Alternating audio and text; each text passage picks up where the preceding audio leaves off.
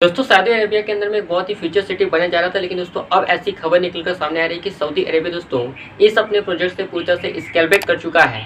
जी हाँ दोस्तों, सबसे पहले ये खबर ब्लूमबर्ग में छपती है, उसके बाद दोस्तों हर एक वर्ल्ड मीडिया के द्वारा उसको कवर किया जाता है। तो आइए दोस्तों आज के वीडियो में समझने की कोशिश करते हैं कि एक्चुअल में सऊदी अरेबिया का प्लान क्या था। ये जो पूरा लाइन प्रोजेक्ट है इसको आज समझने की कोशिश करेंगे। एक्चुअल में सऊदी अरेबिया दोस्तों टूरिज्म को क्यों बढ़ावा देना चाहता है और इसके फेल होने का क्या कारण है। आइए दोस्तों आज इन सब चीज़ों को विस्तार से समझने की कोशिश करते हैं। दोस्तों जब हम सऊदी अरबिया की बात करते हैं तो दोस्तों बात करते हैं थोड़ा सऊदी अरबिया के बारे में, ताकि दोस्तों आप इस घटना को बेहतरीन ढंग से रिलेट कर पाएंगे, आप इस घटनाक्रम को बहुत ही अच्छी तरह से समझ पाएंगे। तो एक बार दोस्तों आप मैप पर नजर डालिएगा तो दोस्तों जैसे ही आप भारत से वेस्ट की तरफ में चलते हैं तो यहाँ पर आपको काफी सारे दोस्तों वेस्टर्न कंट्रीज आपको देखने को मिलते हैं, और यहीं पर दोस्तों आपको मिडिल ईस्ट के अंदर में एक देश देखने को मिलता है जिसका नाम दोस्तों आपको सऊदी अरबिया देखने को मिलता है। जितने भी दोस्तों इस्लामिक कंट्रीज आपको मिडिल ईस्ट के अंदर में देखने को मिलते हैं उनमें दोस्तों अगर आप देखेंगे तो सबसे ताकतवर देश देखने को मिलता है। क्षेत्रफल के मामले में सबसे बड़ा देश आपको देखने को मिलता है वो अकेले सऊदी अरबिया देखने को मिलता है, क्योंकि वे उन सभी का दोस्तों अगर आप देखेंगे तो सबसे पावरफुल कंट्री आपको देखने को मिलता है। इसकी जो कैपिटल है दोस्तों आज के समय आपको रियाद देखने को मिलती है। कुछ पॉपुलेशन दोस्तों अगर आप इसके देखेंगे तो कुछ 3.64 करोड़ के आसपास देखने को मिलती है।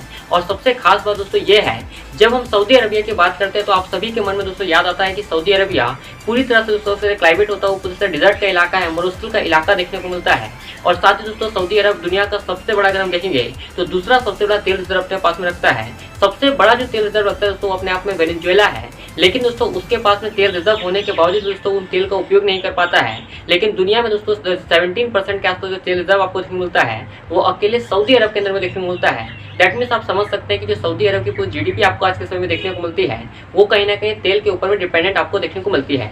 दूसरी जो चीज़ आपको सऊदी अरबिया के बारे में पता होना चाहिए दोस्तों वो है उसका टूरिज्म के बारे में। सऊदी अरबिया के अंदर में दोस्तों आपको मक्का और मदीना जैसे दोस्तों तीर्थस्थल देखने को मिलते हैं, जो कि दोस्तों इस्लाम धर्म के अंदर में बताया जाता है कि अगर कोई व्यक्ति मुसलमान होता तो उसको अपने जीवन के अंदर में कभी ना कभी दोस्तों मक्का और मदीना की यात्रा तो करनी ही चाहिए। ऐसी अवस्था में दोस्तों कोई भी जब तक दोस्तों दुनिया के अंदर में इस्लाम धर्म रहेगा तब तक दोस्तों मक्का और मदीना जैसे जो स्थान होंगे दोस्तों सऊदी अरबिया के वहाँ पर लोग घूमने के लिए जाते रहेंगे। ऐसी अवस्था में दोस्तों यहाँ पर जो टूरिज्म है वो भी एक बहुत बड़ा सोर्स ऑफ इनकम आपको देखने को मिलता है। और दूसरा सोर्स ऑफ इनकम जिसमें हम बात करते हैं दोस्तों वो यहाँ का ऑयल के ऊपर डिपेंडेंसी बहुत ज़्यादा है, क्योंकि ऑयल के ऊपर दोस्तों यहाँ की इकोनॉमी पूरी तरह से बेस्ड होती है। तो यहीं पर आपको समझना होगा कि जब हम बात करते हैं कि सऊदी अरबिया के इस प्रोजेक्ट के बारे में तो एक्चुअली इस प्रोजेक्ट को लाने के पीछे का उद्देश्य क्या था। तो जैसे कि मैंने बोला दोस्तों कि सऊदी अरबिया दोस्तों इकोनॉमी जो होती है वो पूरी तरह से ऑयल के ऊपर में डिपेंडेंट होती है। तो यहीं पर आपको समझना चाहिए कि दोस्तों जब हम ऑयल की डिपेंडेंसी की बात करते हैं तो आज के समय में आप देखेंगे तो जितने भी बड़े से बड़े कंट्रीज आपको देखने को मिलते हैं वो पूरी तरह से रिन्यूएबल एनर्जी में शिफ्ट हो रहे हैं। मतलब जितने भी दोस्तों हम पहले आपको जितने भी दोस्तों हमारे परंपरागत ऊर्जा के स्रोत आपको देखने को मिलते थे, चाहे कोयला देखने को मिलता हो, पेट्रोलियम देखने को मिलता हो या फिर ऑयल देखने को मिलता हो, इन सब चीज़ों का उपयोग दोस्तों धीरे धीरे कम होने वाला आने समय में हो सकता है कि दोस्तों एक बार में ये सब चीज़ें कम ना हो, लेकिन आने वाले दोस्तों 40 से 50 सालों के अंदर में ये सब चीज़ें कम होती ही जाएगी। क्योंकि दोस्तों आज हर एक जितने भी देश आपको देखने को मिलते हैं उनका कहीं ना कहीं वो एम्बिशन है कि वो दोस्तों आने वाले समय पूरी तरह से नेट जीरो कार्बन हो जाएंगे। ऐसी अवस्था में दोस्तों इंडिया भी अगर आज के समय आप देखेंगे तो इंडिया के सड़कों में दोस्तों आपको बहुत बड़े पैमाने पर ईवीज देखने को मिलती है, बहुत बड़े पैमाने पर दोस्तों यहाँ पर जो है सोलर लाइटिंग वगैरह का कार्य चल रहा है। तो आप समझ सकते हैं कि हर एक देश दोस्तों इंडिया जैसे दोस्तों जो विकासशील देश इस क्षेत्र में आगे बढ़ रहे हैं तो जितने विकसित आपको देश देखने को मिलते हैं वो भी दोस्तों धीरे धीरे रिन्यूएबल एनर्जी में शिफ्ट होते जा रहे हैं। और सऊदी अरबिया इस बात को जानता है कि आने वाले समय जो उनकी पूरी इकोनॉमी होती है, जो डिपेंडेंसी आज के समय में ऑयल में देखने को मिलती है वो आने वाले समय में ये थोड़ी खत्म हो जाएगी। क्योंकि दोस्तों जैसे दुनिया रिन्यूएबल एनर्जी में शिफ्ट करेगी तो उस समय दोस्तों ईवीज की मांग बढ़ जाएगी, जितने भी दोस्तों आपको पेट्रोलियम की मांग आज के समय देखने को मिलती है वो कम हो जाएगी। और इस चीज को सऊदी अरबिया जानता है और यही कारण होता है कि दोस्तों सऊदी अरब ने 2030 के अंदर में अपने एक प्रोजेक्ट लॉन्च किया था जिसका दोस्तों उनका एक विजन था जिसको उन्होंने विजन 2030 नाम दिया था। और इसी विजन के अंदर में दोस्तों एक प्रोजेक्ट निकल कर सामने आता है जिसका नाम द लाइन है। तो आइए दोस्तों बात करने की कोशिश करते हैं इसी द लाइन प्रोजेक्ट के बारे में। दोस्तों जब हम लाइन प्रोजेक्ट की बात करते हैं तो एक बार सऊदी अरबिया के मैप में आप इसको लोकेट कर लीजिए, तब दोस्तों आप इस घटना को और भी बेहतरीन ढंग से समझ पाएंगे। क्योंकि जब मैं आपको वीडियोस वगैरह को दिखाऊंगा तो आप दोस्तों समझ पाएंगे कि ये जो चीज़ हम बात कर रहे हैं वो एक्चुअल में आपको दोस्तों लगेगा कि ये बेसिकली कहीं ना कहीं एक इमेजिनेशन है, लेकिन आप जानकर हैरान रह जाएंगे दोस्तों जो चीज़ की हम आज बात करने वाले हैं वो एक्चुअल में इस दुनिया के अंदर में दोस्तों उसका काम शुरू भी हो चुका है। और जी हाँ दोस्तों, इस प्रोजेक्ट का नाम जो दोस्तों सऊदी अरबिया की तरफ से निकल कर आता है वो दोस्तों द लाइन निकल कर आता है। अब दोस्तों जब हम बात करते हैं द लाइन के बारे में तो जो सऊदी अरबिया का मैप आप देखते हैं तो जब वेस्टर्न तरीके में आप देखेंगे तो वेस्ट की तरफ में आपको रेड सी देखने को मिलता है, और रेड सी वगैरह से होते हुए दोस्तों आपको जो मेडिटेरेनियन सी जाना पड़ता है तो आप सुएज कैनाल होकर जाते हैं। रेड सी से होते हुए दोस्तों सऊदी अरबिया के अंदर में एक जगह सिटी है जिसका नाम टैबुक है। तो रेड सी से होते हुए टैबुक के बीच में दोस्तों एक लंबी दीवार का निर्माण किया जा रहा है सऊदी अरबिया के द्वारा, जिसका नाम ही दोस्तों लाइन रखा गया है, जहां पर दोस्तों दो लंबी लंबी दीवारों का निर्माण किया जाएगा, जिसकी लेंथ दोस्तों कुछ 170 किलोमीटर के आसपास के बात में बताई जाती है। और ये दोस्तों सऊदी अरबिया का प्रोजेक्ट है कि आने वाले 50 सालों के अंदर में दोस्तों यहाँ पर इस प्रोजेक्ट को पूरी तरह से कंप्लीट कर दिया जाएगा। लेकिन दोस्तों 2030 आते आते दोस्तों बताया जाता है कि इसका लगभग काम खत्म हो जाएगा, और ये जो 170 किलोमीटर के आसपास जो उनका प्रोजेक्ट है वो पूरी तरह से बनकर तैयार हो जाएगा, जहाँ पर लोग भी रहने लगेंगे। और बताया जाता है कि दोस्तों इसकी जो एस्टिमेटेड कॉस्ट निकल कर सामने आती है वो कुछ दोस्तों 1.2 ट्रिलियन डॉलर के आसपास निकल कर आती है। जब दोस्तों इस प्रोजेक्ट को जनवरी 2021 में अनाउंस किया गया था तो उस समय बताया गया था कि दोस्तों 2030 तक में जब ये प्रोजेक्ट बनकर तैयार होगा उस समय तक दोस्तों बताया जा सकता है कि पहली बार के अंदर में दोस्तों 1 मिलियन से ज्यादा आसपास लोग रहेंगे। लेकिन जब ये पूरी तरह से कंप्लीट हो जाएगा बन के उस समय तक दोस्तों बताया जाता है कि 9 मिलियन से ज्यादा पॉपुलेशन दोस्तों यहाँ पर जो है पूरी तरह से रह पाएगी। तो आप समझ सकते हैं कि दोस्तों कितना बड़ा प्रोजेक्ट देखने को मिलती है। जितना दोस्तों एक देश की जीडीपी आपको देखने को नहीं मिलती है उतना ज्यादा पैसा दोस्तों इस प्रोजेक्ट को बनाने में सऊदी अरबिया खर्च करने वाला था। और इस प्रोजेक्ट की जो खास बात आपको देखने को मिलती है दोस्तों वो सबसे पहले तो ये है कि जो पूरा प्रोजेक्ट कंस्ट्रक्ट किया जाना था वो इनका एक न्योम सिटी में किया जाना था। अब न्योम भी दोस्तों जब आप देखते हैं तो न्योम एक प्रकार का इनका एक अर्बन एरिया होने वाला है, जिसको खुद दोस्तों आने वाले कुछ समय के अंदर में पूरी तरह से डेवलप किया जाएगा। एक इस तरह से डेवलप किया जाना है टूरिज्म के मामले में कि लोग दोस्तों वहां पर आएंगे। उसी चीज को दोस्तों न्योम के अंदर में इस द लाइन प्रोजेक्ट को शुरू किया गया था। इसकी कुछ खास बात जैसा कि मैंने आपको बताया दोस्तों कि ये तो सबसे पहली बात है कि दोस्तों ये 170 किलोमीटर के आसपास का लंबा आपको देखने को मिलेगा। दूसरा चीज आपको देखने को मिलेगा कि दोस्तों ये 100% रिन्यूएबल देखने को मिलेगा, यानी पूरी तरह से दोस्तों 100% रिन्यूएबल एनर्जी को आपको बेस्ट देखने को मिलेगा।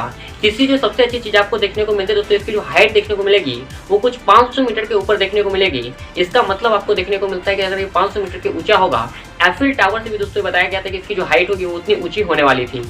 और तीसरी जो चीज आपको देखने को मिलती है दोस्तों वो ये था कि इसके एक छोर से दूसरे छोर में जाने के लिए दोस्तों कार वगैरह का कोई भी उपयोग नहीं किया जाता, जैसे किसी भी प्रकार का कार्बन एमिशन आपको देखने को नहीं मिलता। सिर्फ और सिर्फ दोस्तों एक छोर से दूसरे छोर में जाने के लिए 20 मिनट के आसपास का समय लगता। तो आप समझ सकते हैं दोस्तों जो ट्रांसपोर्टेशन का भी काम होता है यहाँ पर वो कितने बेहतरीन ढंग से होता। इवन दोस्तों मैं कहूँगा कि आप एक बार वीडियोस और फोटोज को देखिए इस वीडियोस के अंदर में, तब आप दोस्तों इसके बारे में और भी चीज़ों को समझ पाएंगे। आप एक्चुअली में समझ पाएंगे कि जो पूरा सिटी देखने को मिलता किस तरह से बसाया जाता। आप इस बार एक वीडियो को देख लीजिए। Is taking place. Imagine a traditional city and consolidating its footprint, designing to protect and enhance nature.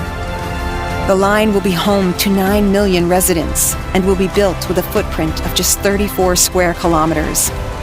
And we are designing it to provide a healthier, more sustainable quality of life. तो जैसा कि दोस्तों आपने इस video को देखा आपने समझ गया होगा किस प्रकार से दोस्तों एक फोटो वीडियोस आपको देखने को मिलते हैं, फोटोज आपको देखने को मिलते हैं। जब इस वीडियो को देखेंगे तो आपको लगेगा कि दोस्तों ये कहीं ना कहीं एक गेम है, आप अवतार मूवी का एक सीन देख रहे हैं। इस तरह से दोस्तों पूरी तरह से आपको दिखाया जा रहा है चीजों को कि एक ही दोस्तों ऐसा आपको दोस्तों एक सिटी बताया जा रहा है जहाँ पर दोनों तरफ से दोस्तों आप कांच के अंदर बंद होंगे। हर एक सुख सुविधा दोस्तों आपको वहीं पर देखने को मिलेगी। और इस प्रकार का सिटी को दोस्तों एक रेगिस्तान के अंदर में बसाया जाना अपने आप में दोस्तों कहीं ना कहीं एक सच्चाई था। लेकिन दोस्तों अगर जैसा कि मैंने बोला कि दोस्तों ये जो सच्चाई था, अब जैसा कि रिपोर्ट्स के मानते हैं तो ब्लूमबर्ग की रिपोर्ट ने सबसे पहले छापा था कि दोस्तों अब जो है सऊदी अरबिया इसे दोस्तों स्केल अप कर चुका है। तो आइए दोस्तों बात करने की कोशिश करते हैं कि एक्चुअल में सऊदी अरबिया इसे स्केल अप क्यों कर रहा है। दोस्तों जो सबसे पहली चीज बताई जाती है वो दोस्तों यहाँ पर फंडिंग की कमी बताई जाती है।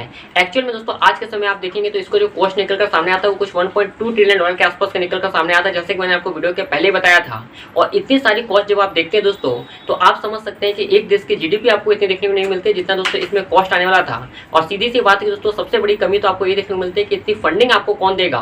क्योंकि दोस्तों आप जब देखते हैं सऊदी अरबिया को तो भले ही दोस्तों आप देखते हैं कि उसके पास में पैसा बहुत सारा है, लेकिन उसको भी दोस्तों फंडिंग की जरूरत है कि इस बड़े से प्रोजेक्ट को करने के लिए। और ऐसे में दोस्तों इस फंडिंग की कमी के कारण पहला कारण निकल कर सामने आता है कि इस प्रोजेक्ट को बंद करना पड़ सकता है। आने वाले समय में दोस्तों आपको इस प्रोजेक्ट को बंद होने का दिख सकता है, क्योंकि दोस्तों ब्लूमबर्ग जो रिपोर्ट दावा करता है वो जैसा कि दोस्तों सऊदी अरबिया ने दावा किया था कि 2030 तक में आते थे दोस्तों ये कुछ 170 किलोमीटर के आसपास बन जाएगा। लेकिन दोस्तों उनका मानना है कि ये 2.4 किलोमीटर के आसपास भी नहीं बन पाएगा, क्योंकि जो काम है दोस्तों वो काफी स्लो हो रहा है। और दूसरी चीज है कि दोस्तों इसमें फंडिंग की काफी ज्यादा कमी है। और दो तीन चीजें दोस्तों इसमें ये भी हाईलाइट की गई थी कि इसमें क्रिटिसाइज ये किया गया था कि जब दोस्तों आप इतनी लंबी दीवार का निर्माण करेंगे, आईफिल टावर से भी दोस्तों आप इतनी ऊंची दीवार का निर्माण करवाएंगे तो ऐसी अवस्था में दोस्तों पूरी तरह से क्लाइमेट जो होगा दोस्तों वो इफेक्ट होगा, क्योंकि दोस्तों बहुत सारे आज के समय में आपको दुनिया के अंदर माइग्रेटरी बर्ड देखने को मिलते हैं जो मिडिल ईस्ट के अंदर से दोस्तों कई बार दोस्तों आपने देखा होगा इंडिया में आते रहते हैं, इंडिया से कुछ बर्ड दोस्तों मिडिल ईस्ट में जाते रहते हैं। ऐसी अवस्था में जब दोस्तों आप इतनी ऊंची ऊंची दीवारों का निर्माण कर देंगे तो एक स्थान से दूसरे स्थान में जब बढ़ जाएंगे तो उनको नहीं पता चल पाएगा कि भाई आगे क्या है, और ऐसी अवस्था में दोस्तों बहुत सारे पशु पक्षी मर जाएंगे। तो इस कंडीशन के अंदर में दोस्तों आप किस तरह से क्लाइमेट को भी व्यक्त करेंगे, ये भी एक बहुत बड़ा की पॉइंट था। तो हो सकता है कि दोस्तों बहुत सारे जो क्लाइमेट एक्टिविस्ट होते हैं उनकी तरह इसका विरोध किया जाएगा और हो सकता है कि इसको काम को बंद किया जा सकता है। और तीसरी चीज दोस्तों, कुछ लोगों का मानना है कि जब आप इस वीडियो को देखेंगे तो आपको लगेगा ये जो पूरी तरह से वीडियो है ये AI जनरेटेड जो वीडियो आपको देखने को मिलता है, ऐसा लगता है कि पूरी तरह से AI की जो दुनिया आपको दिखाई गई है ये कल्पना में ही ठीक लगता है, इमेजिनेशन में बिल्कुल भी आपको ठीक देखने को नहीं मिलता है। क्योंकि दोस्तों ऐसा कल्पना ही किया सकता है, वास्तविकता में ऐसा बनाया जाना दोस्तों कभी भी पॉसिबल नहीं है, कुछ लोगों का ये भी मानना है। क्योंकि दोस्तों आज के समय आपको इतनी ऐसी टेक्नोलॉजी देखने को नहीं मिलती है, साथ ही जो रेगिस्तान है पूरा वहां पर आपको ऐसी कोई टेक्नोलॉजी देखने को नहीं मिलती है जिससे कि आप इस तरह की चीजों का निर्माण कर सके। आज के समय में आपको ऐसा कोई ट्रांसपोर्टेशन का सिस्टम देखने को नहीं मिलता है कि आप 170 किलोमीटर की दूरी सिर्फ और सिर्फ दोस्तों 20 किलोमीटर के अंदर में तय कर पाए। तो इसको भी दोस्तों एक बहुत बड़ी समस्या देखने को मिलेगी सऊदी अरबिया के सामने में कि एक्चुअली में 2030 का प्लान है और 2024 आ ही चुके हैं। तो आने वाले 5 सालों के अंदर में दोस्तों किस तरह से इस प्रोजेक्ट को इतनी तेजी से तैयार करेंगे, ना कोई दोस्तों आज के समय आपको इतनी ऐसी टेक्नोलॉजी देखने को मिलती है। दूसरी तरफ दोस्तों कुछ लोगों का क्लाइमेट को लेकर इफेक्ट होगा, तीसरी चीज दोस्तों यहाँ फंडिंग की कमी देखने को मिलेगी। और जैसा कि मैंने बोला दोस्तों टेक्नोलॉजी की कमी सबसे बड़ी समस्या होगी और फंडिंग की कमी सबसे बड़ी समस्या होगी। तो ये कुछ समस्याएं आपको देखने को मिलती है, इसके कारण सऊदी अरबिया जो है इस प्रोजेक्ट से दोस्तों स्केल अप कर सकता है। दोस्तों आपके मन में सवाल चलेगा कि दोस्तों इतने सारे हमें समस्याएं देखने को मिलेगी तो एक्चुअल में सऊदी अरबिया इतने सारे प्रोजेक्ट को करना ही क्यों चाहता है। तो इसका एक बहुत बड़ा कारण दोस्तों आपको ये देखने को मिलता है कि आज के समय जैसे कि मैंने आपको वीडियो के पहले दोस्तों वो पूछा से ऑयल के ऊपर में डिपेंडेंस देखने को मिलता है, लेकिन आने वाले समय दोस्तों सऊदी अरबिया एक टूरिस्ट प्लेस के रूप में दोस्तों अपने आप को स्टैब्लिश करना चाहता है।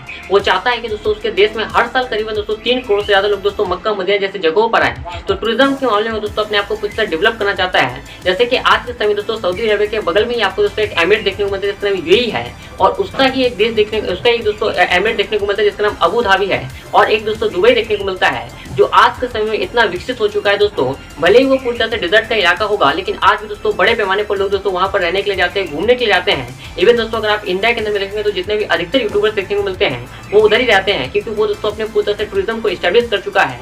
दुनिया में दोस्तों देखेंगे तो टूरिज्म के मामले में बहुत ही बेस्ट दोस्तों उनका एयरपोर्ट वगैरह है, लेकिन उसी तरह से दोस्तों सऊदी अरबिया भी दोस्तों अपने आप को डेवलप करना चाहता है। और यही कारण था कि दोस्तों सऊदी अरबिया का प्रोजेक्ट काफी ज्यादा इंपॉर्टेंट था और वो दोस्तों इस प्रोजेक्ट को इतनी अधिक कीमत लगा कर भी दोस्तों पूरा करना चाहता था। लेकिन अब लगता है कि आने वाले समय दोस्तों ये प्रोजेक्ट को पूरा होने में काफी लंबा समय लगेगा, क्योंकि दोस्तों अभी के समय में अगर आप देखेंगे तो ईरान और इजराइल के बीच में दोस्तों युद्ध शुरू हो चुका है। इजराइल और पैलेस्टाइन के बीच में जो युद्ध हुआ था उसके कारण भी दोस्तों रेड सी के अंदर में जितनी समस्याएं थी उसके कारण काफी सारी चीजें में समस्याएं देखने को मिली। और एक चीज देखने को मिला कि दोस्तों जैसे जैसे वर्ल्ड के अंदर में दोस्तों जब रशिया यूक्रेन का वॉर हुआ तो तेल की प्राइसेस जैसे सऊदी अरब ने सोचा था कि तेल की प्राइसेस बढ़ेगी, लेकिन वैसा कुछ देखने को नहीं मिला। तो तेल की प्राइसेस घटी है, इसके कारण सऊदी अरब को उससे भी काफी नुकसान हुआ है। और यही कारण आपको देखने को मिलता है कि सऊदी अरब दोस्तों इस प्रोजेक्ट से आने वाले समय दोस्तों स्केल अप कर सकता है। वैसे इस चीज को लेकर आपका क्या सोचना है कि आपको लगता है कि प्रोजेक्ट कभी भी सफल हो पाएगा या एक काल्पनिक दोस्तों सिटी जो है कभी भी बन पाएगी? आप नीचे कमेंट करके बताइएगा। और ये वीडियो अच्छा लगा हो दोस्तों लाइक कीजिएगा। आप अगर चाहते हैं कि ऐसे और भी चीजों पर वीडियो करते रहें तो नीचे कमेंट करके बताइएगा। जैसे कि हर वीडियो के एंड में हम आपसे कहते हैं कि बड़ों का सम्मान करें, छोटों को अपना व्यक्तित्व इस तरह से विकसित करें कि महिलाएं पुरुष के साथ और पुरुष महिलाओं के साथ सुरक्षित और समाहित महसूस कर सके। मैं मिलता हूँ वीडियो में, तब तक के लिए आप सबका दिल से धन्यवाद।